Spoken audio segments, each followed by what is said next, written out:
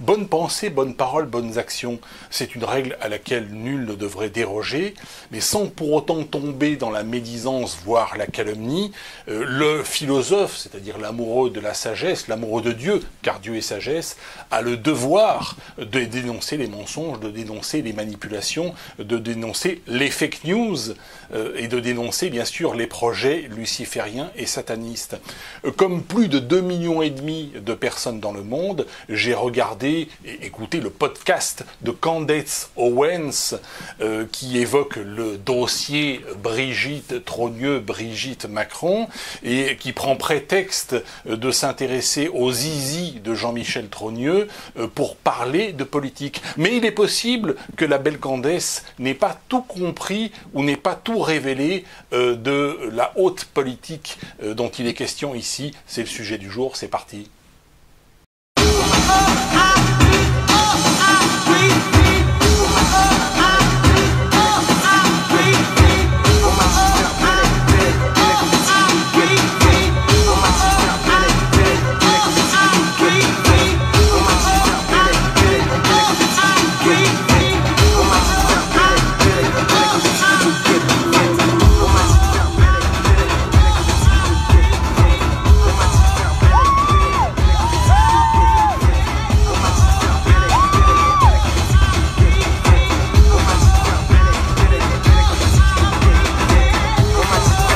Tout d'abord, il faut situer le contexte.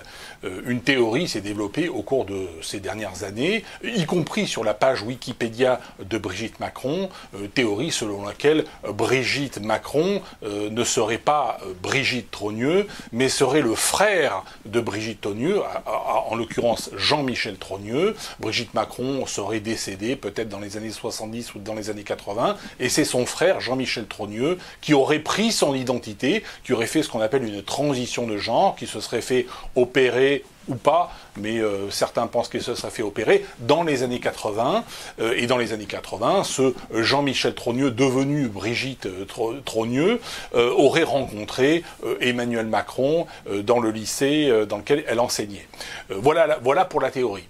Alors il faut savoir que Candace Owens, après avoir été démocrate, elle soutient aujourd'hui Donald Trump, et il est possible que, étant un soutien de Donald Trump, l'équipe ou l'entourage de Donald Trump lui-même lui ait demandé de ne pas révéler tout ce qu'elle savait sur le dossier Jean-Michel Trogneux, Brigitte Trogneux, afin de pouvoir faire pression sur la présidence de la République française, en échange effectivement de peut-être quelques avantages commerciaux ou autres obtenus dans les échanges entre l'Union européenne et les États-Unis d'Amérique. Vous savez, c'est le grand sujet du moment. Trump vient de décréter des droits de douane de 25% sur le Mexique, sur le Canada, sur un certain nombre de pays. Donc on pourrait imaginer qu'effectivement que cette Candace Owens soit de bonne foi, mais n'ait pas pu révéler lors de sa dernière vidéo toutes les informations dont elle disposait sur le sujet par pression de Donald Trump. C'est une théorie. Ce qui est troublant dans cette affaire, c'est l'attitude du couple Macron. Parce qu'il serait extrêmement facile, si on voulait faire taire cette rumeur selon laquelle Brigitte Macron n'est pas Brigitte Macron, mais est Jean-Michel Trogneux, il serait très facile, effectivement, d'inviter Jean-Michel Trogneux, qui serait un petit gros qui vivrait à Amiens, à l'Élysée, ou bien se rendre à Amiens avec des journalistes en disant voilà, moi Brigitte, eh bien, je prends le thé avec mon frère, moi Brigitte Macron née Brigitte Trogneux, je prends le thé ou le café avec mon frère Jean-Michel Trogneux, voici nos actes de naissance, voici nos pièces d'identité, et la fake news s'arrêterait d'elle-même. Au lieu de cela, le couple Macron aurait fait pression sur Candace Owens en lui envoyant un mémoire d'une centaine de pages. En fait, il y a 33 pages en anglais, puis après il y a en français, puis il y a les traductions en anglais, etc. Un mémoire dans lequel, effectivement, le couple Macron menacerait Candace Owens de poursuite. Alors, c'est pas une action en justice, mais c'est simplement une pression. Mais il est vrai qu'au cours des dernières années, Emmanuel Macron et Brigitte Macron, mais singulièrement Emmanuel Macron, a donné des signes d'ambiguïté quant à sa sexualité, ou quant à ses préférences sexuelles, on va dire plus exactement, notamment en expliquant que ses auteurs de référence étaient André Gide ou Jean Cocteau. qui sont des auteurs homosexuels déclarés, avérés, et même pédérastes en ce qui concerne André Gide.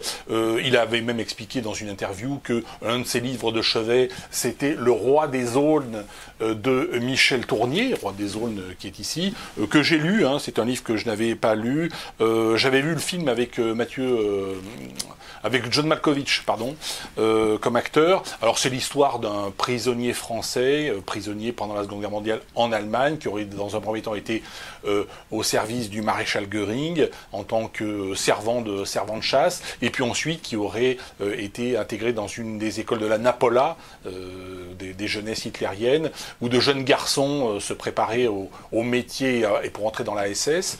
Et donc c'est un roman, hein, c'est une fiction bien évidemment. Et donc ce prisonnier français qui est un pédophile, hein, voilà, avéré, finit dans les douches nu avec les garçons, voilà. Donc c'est pas de la pornographie, hein, c'est pas, il y a pas de sexualité explicite, mais c'est un roman qui a reçu le prix Goncourt, je crois en 79. Alors voilà, alors effectivement quand vous avez un président de la République et que vous dites mes auteurs de référence c'est André Gide, Jean Cocteau et puis Michel Tournier, alors c'est un signal à qui? C'est pas un signal à la communauté, à une quelconque communauté pédophile, parce que d'un point de vue électoral, je pense que ça serait pas très rentable. Mais c'est une façon de dire je suis un coquin, je suis ambigu, je suis. Alors ce genre d'ambiguïté, on l'a pu la constater aussi lors de la cérémonie d'ouverture des Jeux Olympiques de 2024, où l'on a cette scène de la scène, justement, de la scène du Christ, où le Christ est singé en transsexuel, ainsi que les apôtres. Donc le Christ et les apôtres sont des transsexuels qui ridiculisent la religion de manière générale, la foi de manière générale. Mais encore une fois, c'est un signal pour dire, voilà, nous sommes dans cette ambiguïté. On a vu également Emmanuel Macron inviter les Blackettes à l'Élysée lors de la fête de la musique. J'avais dit que c'était un 14 juillet, mais dans une précédente vidéo, en fait, c'est la fête de la musique. La fête de la culture. Il est également allé dans les Antilles faire des fucks avec des délinquants torse nu, voilà, antillais.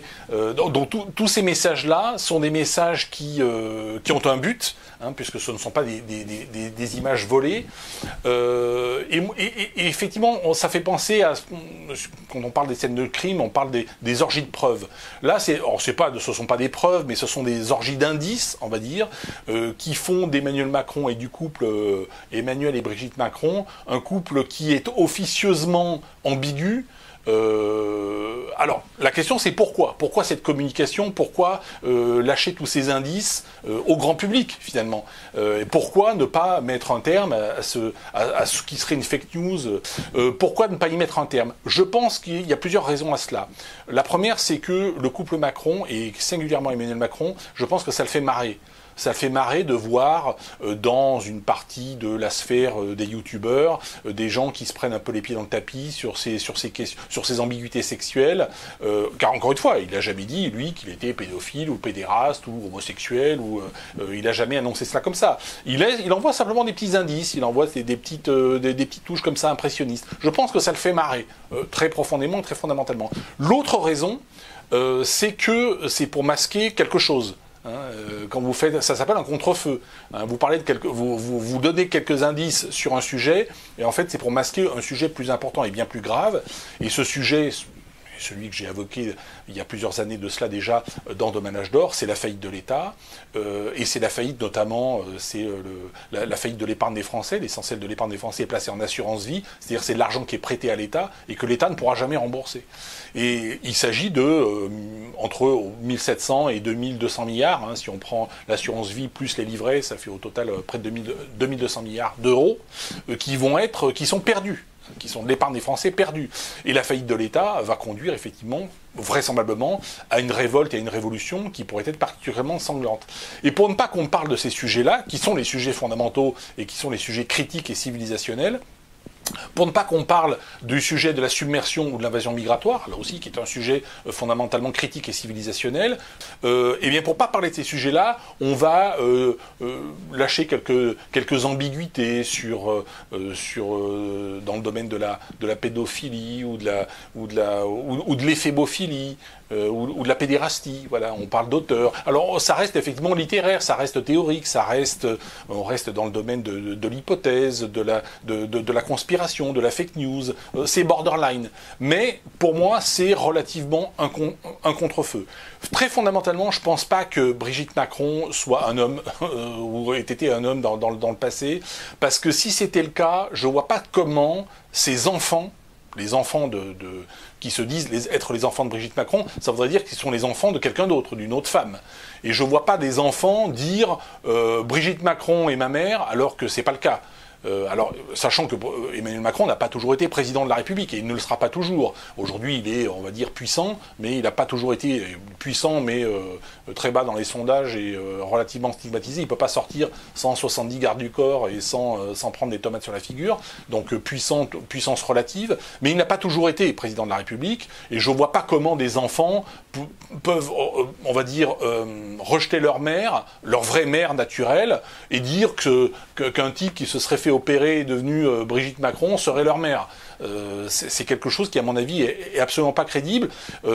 Pour moi, c'est l'argument ultime. Parce que Emmanuel Macron et Brigitte Macron se soient entendus, voilà, et fait des choses ensemble pas très catholiques, dans le sens de la transsexualité, etc., voire des orgies, pourquoi pas, homosexuelles ou transsexuelles à l'Élysée ou autres, ça c'est tout à fait possible, mais impliquer les enfants de Brigitte Macron, que 3 enfants sur 3 disent « ma mère c'est Brigitte Macron », alors que ce ne serait pas le cas, je ne vois pas comment c'est tellement possible. Maintenant, l'avenir peut me donner tort sur ce sujet-là. Effectivement, peut-être qu'on va apprendre qu'effectivement, tout cela est vrai, que Brigitte Macron n'est pas Brigitte Macron, mais s'appelle Jean-Michel Trogneux. Voilà, peut-être qu'on le découvrira un jour. Moi, j'y crois pas une seconde. Je pense que c'est un fait, je pense que c'est un contre-feu, et un contre-feu qui les fait marrer, hein, qui les fait relativement marrer, Emmanuel Macron.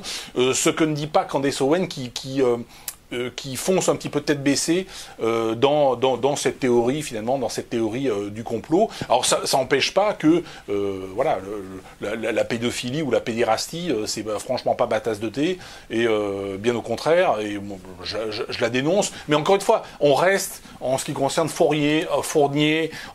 Tournier, pardon, j'arrive pas à dire son nom, Michel Tournier, le roi des zones, en ce qui concerne André Gide, que je n'ai pas lu, en ce qui concerne Cocteau, on reste dans du littéraire, on reste dans la théorie, on reste dans le domaine de la liberté d'expression, et non pas dans la pédocriminalité active. Alors là, il existe aujourd'hui en France et dans le monde un mouvement de pédocriminalité active qui est dénoncé par Carl Zéo à juste titre, et qu'il faut dénoncer, mais ne serait-ce que quand vous allez dans les écoles expliquer aux enfants qu'ils peuvent changer de sexe, et quand vous entendez un certain nombre de partis politiques qui vous disent qu'à partir de l'âge de 16 ans, les enfants doivent pouvoir changer de sexe, se faire piquer, se faire charcuter, même contre l'avis des parents. Là, on est dans une pédocriminalité satanique et active. Là, on n'est plus dans la littérature, on n'est plus chez André Gide, on n'est plus chez Jean Cocteau. Hein. Là, c'est d'un autre niveau. Et là, effectivement, il faut se battre à ce niveau-là. Voilà. Là, c'est pas un contre-feu. Là, on est dans la réalité. En ce qui concerne l'affaire Brigitte, pour moi, je pense que c'est plutôt un contre-feu. Mais peut-être que l'histoire me donnera tort. Voilà, merci à toutes et à tous, et je vous dis à bientôt.